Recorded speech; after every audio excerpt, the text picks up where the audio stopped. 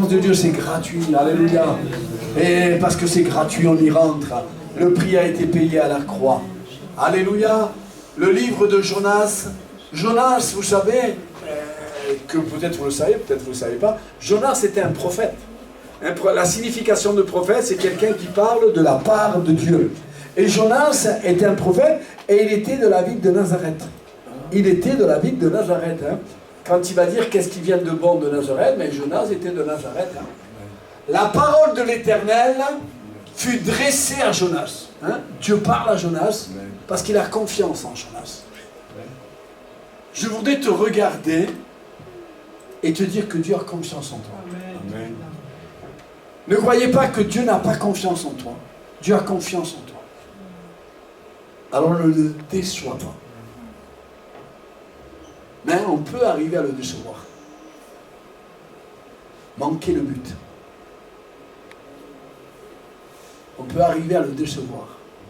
Tu as des plans merveilleux, tu as des plans magnifiques pour nous, pour notre foyer, pour notre femme, pour nos enfants, pour nos parents, pour les gens que nous aimons. Dieu a des plans magnifiques. Mais ne déçois pas Dieu. On peut arriver à vouloir décevoir un homme, une femme, une famille. N'essayons pas de décevoir Dieu. Parce que Dieu a investi à nous. Et qu'est-ce qui pourrait nous arriver si on déçoit Dieu? Qu'est-ce qui pourrait nous arriver?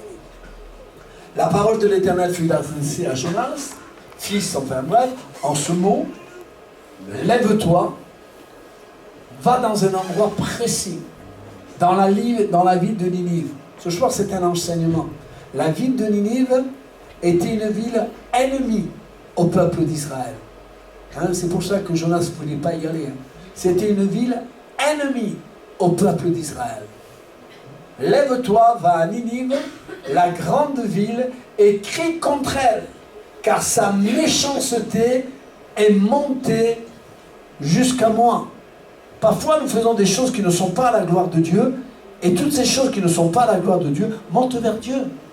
Ne reste pas dans la terre, mais monte vers le ciel. Lève-toi, va. Et Jonas se leva. Amen. Amen. Et Jonas se leva, mais non pour obéir au Seigneur, mais pour s'enfuir à Tarsis, loin de la face de l'Éternel. Il descendit à Chaffaut et il trouva un navire qui allait à Tarsis. Et il paya le prix du transport et s'embarqua pour aller loin du Seigneur, pour aller avec les passagers à Tarsis, loin de la face de l'Éternel. Tu ne peux pas t'échapper. Si Dieu te veut, tu peux faire ce que tu veux, tu reviendras toujours à la case départ. Ça sera du temps perdu. Ah oui, ça sera du temps perdu. Mais tu viendras à la case départ. Parce que Dieu t'a choisi. C'est son choix. Mais ce n'est pas mon choix. Mais mon choix, qu'importe, c'est le choix de Dieu. Dieu t'a choisi. Mais l'Éternel fit souffler sous la mer un vent impétueux. Il peut tout faire, le Seigneur. Il peut tout faire. Et là, il envoie un vent impétueux. Il se leva sous la mer, il y a une tempête, et le navire menaça de faire naufrage. Les mariniers eurent peur, quoi de plus important? Ils pleurèrent chacun dans leur cœur, et alors ils pleurèrent à chacun de leur Dieu, et ils jetèrent dans la mer les objets qui étaient sur le navire, afin le rendre plus léger. Jonas descendit au fond du navire et se coucha et s'endormit profondément. Comment c'est possible, quand on est loin du Seigneur, d'avoir le sommeil? Comment c'est possible? Ce n'est pas possible. Parce que Dieu t'envoie dans un endroit, et cet endroit est bien précis pour Dieu.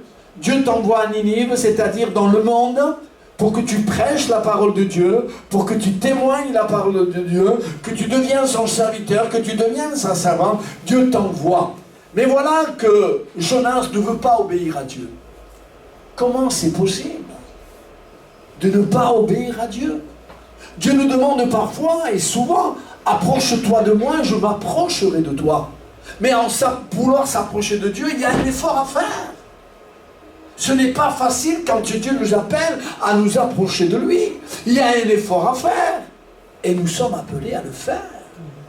Dieu ne nous met pas dans un chemin large et spacieux, mais Dieu nous met dans un chemin serré et étroit. C'est serré, c'est étroit, c'est difficile. Mais dans ce chemin étroit, resserré et difficile, il y a la bénédiction.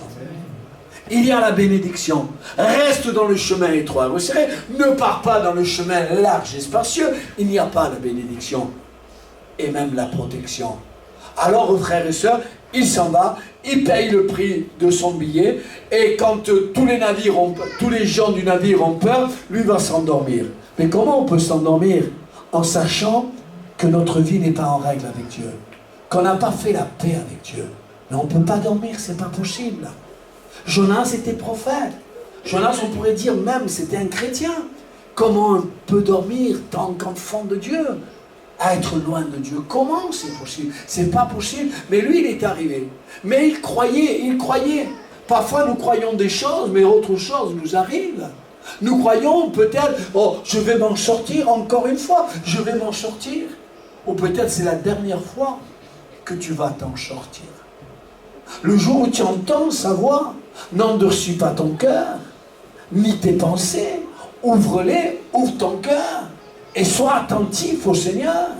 Le Seigneur te dit, va là-bas, j'ai besoin de toi. Fais l'effort de t'approcher de moi. Approche-toi de moi et je m'approcherai de toi. Quelle grâce! Quelle grâce! De pouvoir s'approcher du roi des rois, du Seigneur des seigneurs. Quelle grâce de pouvoir s'approcher du Dieu créateur. Quelle grâce de pouvoir s'approcher du Dieu qui veut me bénir. Dieu che le bendecine. Dieu a pour toi non des projets de malédiction. En te demandant de t'approcher de lui, Dieu veut te bénir. Dieu che le bendecine. Et je ne veux pas prendre un autre chemin que le chemin de la bénédiction. Je ne suis pas un insensé, nous soyons locaux.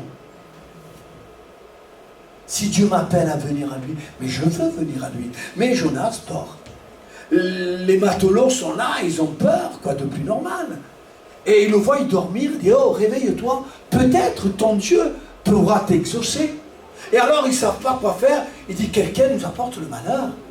Et il tire au sort, quelqu'un qui lui apporte le malheur, et le sort tombe sur Jonas. Et il lui pose la question à Jonas. Il dit, mais dis-nous. Et il dit, voilà, je crains Dieu, l'Éternel du ciel et de la terre. Je crains Dieu. Dieu m'a dit d'aller à Ninive et je suis parti ailleurs. Et qu'est-ce qui peut nous arriver? Oh, je sens la présence de Dieu. Je sens la présence de Dieu qui te parle, qui t'avertit. Je l'ai dit souvent, je le dis encore ce soir. J'ai vu des hommes, j'ai vu des femmes, j'ai vu des familles qui étaient dans la grâce de Dieu. Et restons-y dans la grâce de Dieu. Peut-être la grâce de Dieu ne va plus revenir. Mais quand nous sommes dans la grâce de Dieu, saisissons la grâce de Dieu. La Bible nous enseigne et la Bible nous dit, il n'y a que les violents qui s'emparent de la bénédiction. Je ne veux pas regarder de gauche et de droite. Je ne veux pas regarder peut-être même à ma réputation. Je ne veux pas regarder peut-être à ceci ou cela. Je veux regarder que pour moi c'est une grâce d'être à l'écoute de la parole de Dieu. C'est une grâce. Et la grâce, je la mélange comme une bénédiction. Et la grâce, je la mélange comme une protection. Dieu veut protéger ton foyer. Dieu veut protéger ta femme. Dieu veut protéger ton mari. Je veux protéger et bénir ton avenir. Laisse-toi bénir par celui qui veut te bénir. Ne fais pas la tête dure. Que demain que tu sors de la grâce de Dieu, tu le regretteras. Ne sois pas quelqu'un qui va regretter. Le jour où tu entends sa voix, obéis au Seigneur. Que Dieu te demande. Mais qu'est-ce que Dieu te demande? Mais c'est quelque chose de bon pour toi. Dieu ne te demandera jamais quelque chose qui n'est pas bon pour toi. Jamais, jamais, jamais. Il est un Dieu d'amour. Jésus-Christ meurt à la croix, mais pour te sauver. Jésus a été frappé 39 coups de fouet pour que tu sois guéri. Tout ce que fait Dieu pour toi, c'est bon. Tout ce que Dieu fait pour toi, c'est bon. Alors, accroche la grâce, accroche la bénédiction, accroche la parole de Dieu. Et dit, Seigneur, ne te dejaré, comme un homme, il combattait contre un ange. Et il va lui dire, alors je ne te laisserai pas tant que tu ne me béniras pas. Il n'y a que les violents qui s'emparent de la part de Dieu. Je veux être un violent spirituellement. Je veux être quelqu'un qui veut s'attirer la bénédiction de Dieu. Oh non, non, je ne veux plus qu'on parle de moi en mal. Je veux qu'on parle de moi en bien. Dieu m'a dit d'aller là-bas, je vais là-bas. Même si parfois, aller certainement, ça nous coûte. Mais on ne regarde pas ce que nous coûte, on regarde ce que c'est la volonté de Dieu. Et je veux être dans la volonté de Dieu. Je veux être dans la protection de Dieu. Je veux être dans la bénédiction de Dieu. Je veux être dans ce qui appartient à Dieu. Et là, frères et sœurs, il n'écoute pas. Il arrive qu'on le jette dans la mer. Et quand on le jette dans la mer, quand on jette Jonas dans la mer, qu'est-ce qui se passe? L'amour de Dieu, c'est fini pour lui. La grâce de Dieu, la bénédiction de Dieu, c'est fini pour lui. C'est fini pour elle. Mais non. Il est en train de se noyer. Et on le jette du bateau, il est en train de se noyer. Et Dieu, qu'est-ce qu'il fait? Encore une grâce. Vous savez, là, je ressens que Dieu t'aime d'un amour. Waouh! Dieu t'aime d'un amour. Waouh! Dieu ne veut pas que tu t'égares. Dieu ne veut pas que tu te perdes. Dieu ne veut pas que tu souffres. Parce que le monde est celui qui nous fait souffrir. Le monde est celui qui fait qu'on s'égare. Et là, il est jeté dans la mer. Il est en train de boire la tasse. Pas une tasse pleine d'eau. Une tasse dans un café. Dans une tasse où c'est qu'il y a du bon. Non, il est en train de boire la tasse amère. Il est en train de se noyer. Et Dieu lui dit, c'est moi qui le dis ça. Et Dieu lui dit, et Dieu lui dit, tant pis pour toi. Tant pis pour toi. Lucien me dit non. Et il a raison. Tant pis pour toi. Lo que te diga. Allez, souffre. Tu mérites que souffrir. Dieu ne dit pas ça. Peut-être nous les hommes nous disons ça. Nous ne sommes que des hommes. Mais Dieu n'est pas pareil. Donc, allez. Quand tu souffres, il souffre avec toi. Quand tu pleures, il pleure avec toi. Il n'est pas loin de toi, le Seigneur. Il est plus près que tu t'imagines qu'il est. Quand tu passes par la douleur, quand tu passes par les problèmes, quand tu passes par la séparation d'un être qu'on aime, il souffre avec toi. Et il est près de toi. Vous savez, le Seigneur, ce n'est pas un mur qui n'est pas maître. Dieu est un mur maître. C'est-à-dire qu'il te dit, appuie-toi sur moi, tu peux y aller. Tu peux compter sur moi. Car Dieu est au contrôle de toutes choses. Car Dieu appelle des choses qui ne sont pas comme si elles étaient. Et là, Jonas est en train de se noyer. Pauvetico, hein? Il est en train de se noyer. Peut-être tous les gens qui étaient sur le bateau, c'est ahogando, c'est ahogando. D'accord. Mais la grâce de Dieu. Je veux rentrer dans cette grâce. Quiero regalarme. Je veux me baigner dans cette grâce. Je ne veux plus en sortir de cette grâce. C'est tellement bon. Elle est en train de se noyer. Et Dieu envoie un grand poisson. Un grand... Amen, amen. Amen. Quand nos jeunes et nos moins jeunes viennent au Seigneur. Amen. Qu'on soit nombreux à servir le Seigneur. Nous sommes une équipe. Mais une équipe pas qui perd parce qu'on n'a pas n'importe qui avec nous. On est une équipe qui gagne. Et je veux que tous ensemble, on se mêle. J'ai besoin de toi, tu as besoin de moi. Réciproquement, on a besoin les uns des autres. Oh, venons ensemble. Moi, je suis en train de prendre de l'âge. Et venons ensemble nous soutenir les uns et les autres. Et là, frères et sœurs, il envoie un grand poisson. Et nous dit, el pescado va começo. Le poisson va se le manger. Il n'avait pas l'autorisation de Dieu de le manger. Il avait l'autorisation de Dieu simplement de l'avaler. De l'avaler. Il ne va pas le manger, il va l'avaler. Il va rentrer dans le ventre du poisson. Dieu va lui faire comprendre, regarde, tu m'as désobéi, tu es parti loin, et moi je suis toujours dans la grâce. Mais tu vois, je veux te faire comprendre.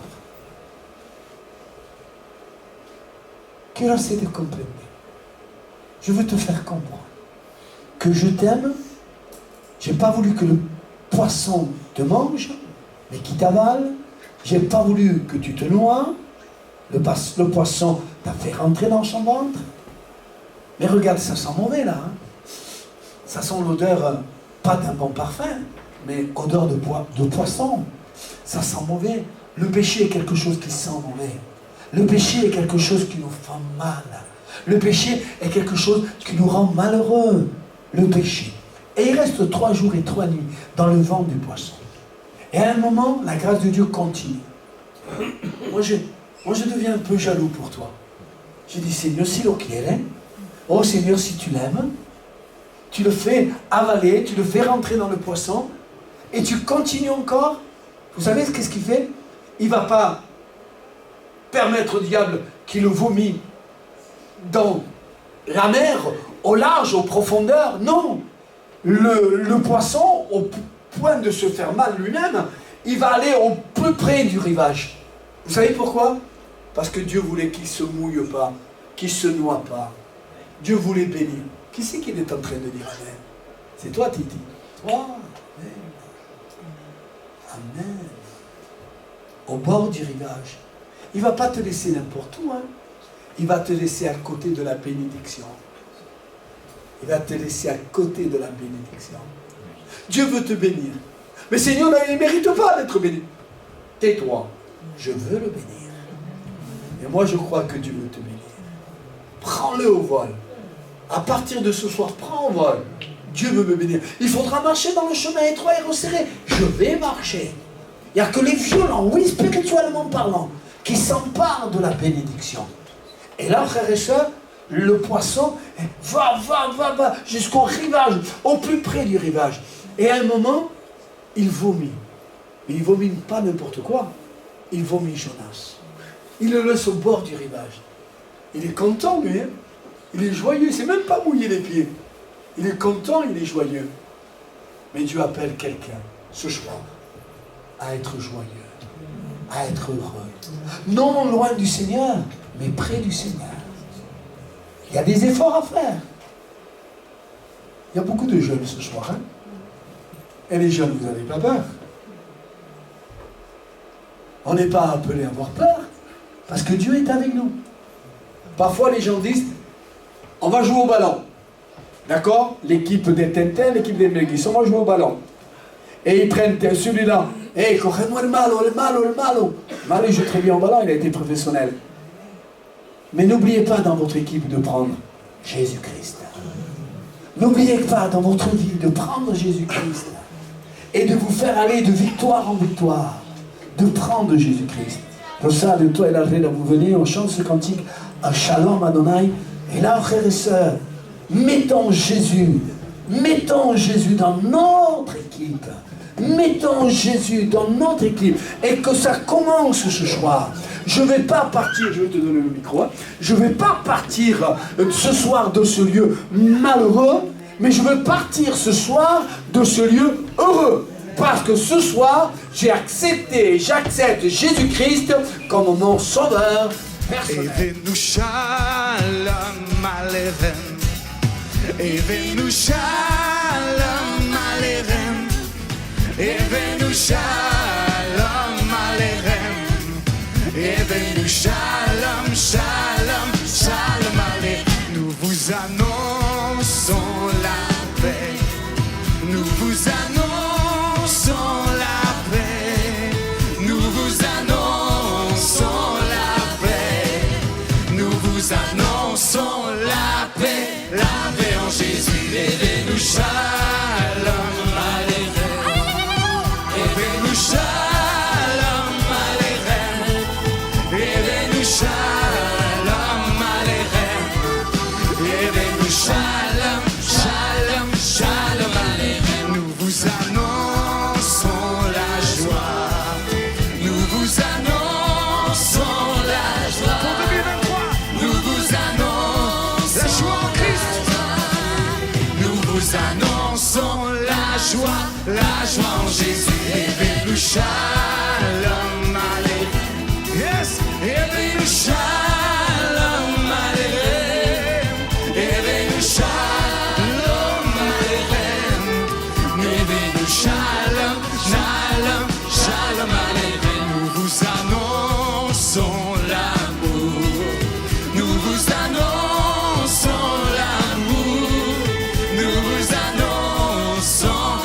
l'amour. Nous vous annonçons l'amour, l'amour en Jésus. Evenu shalom aleichem. Evenu shalom aleichem. Evenu shalom aleichem. Evenu shalom, shalom, shalom aleichem. Nous vous annonçons la paix. Nous vous annonçons la joie. Nous vous annonçons l'amour. Nous vous annonçons la paix, la joie, l'amour en Jésus. Evenu shalom aleichem. Evenu shalom aleichem. Evenu shalom aleichem. Evenu shalom, shalom, shalom aleichem. Jésus a mis un chant nouveau dans mon cœur. Jésus a mis un chant nouveau dans mon cœur. Rien ne pourrait nous enlever le bonheur. Jésus a mis en mon cœur un chant nouveau. Jésus a mis un chant nouveau dans nos cœurs. Jésus a mis un chant nouveau dans nos cœurs. Rien ne pourrait nous enlever le bonheur. Jésus a mis dans nos cœurs un chant nouveau. Quelle est belle la famille du Seigneur. Quelle est belle la famille du Seigneur. Quelle est belle la famille du Seigneur. Yes. La la la la la la la la la la. La la la la la la la la la la. La la la la la la la la la la. La la la la la la la. La la la la. La la la la la la la la la la la. La la la la la la la la la la la. La la la la la la la la la. La la la la la la la. Jésus a mis un chant nouveau dans nos cœurs. Jésus a mis un chant nouveau dans nos cœurs. Rien ne pourra nous enlever le bonheur. Jésus a mis dans nos cœurs un chant nouveau. Jésus a mis un chant nouveau dans nos cœurs. Jésus a mis un chant nouveau dans nos cœurs. Rien ne pourrait nous enlever le bonheur. Jésus a mis un chant nouveau.